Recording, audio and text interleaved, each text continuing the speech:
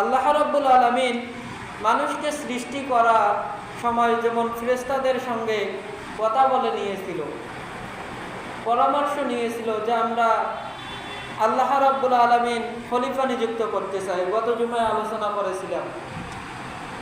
তো ওই খলিফা নিযুক্ত করার সময়, খলিফা প্রতিনিধি গ্রহণ করার সময় আল্লাহ রাব্বুল আলামিন ফেরেশতাদেরকে ডাক দিয়ে পরামর্শ করছিল যে কি আমি প্রতিনিধি সৃষ্টি করতে চাই, আপনি কি বলেন।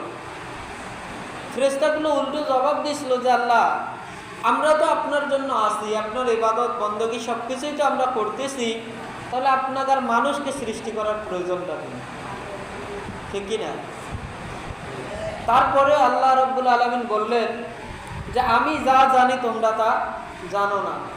যদি আল্লাহ ফেরেশতাদের কথা শুনতো তাহলে আর আপনার কিংবা আমার আল্লাহ সৃষ্টি করতেন না।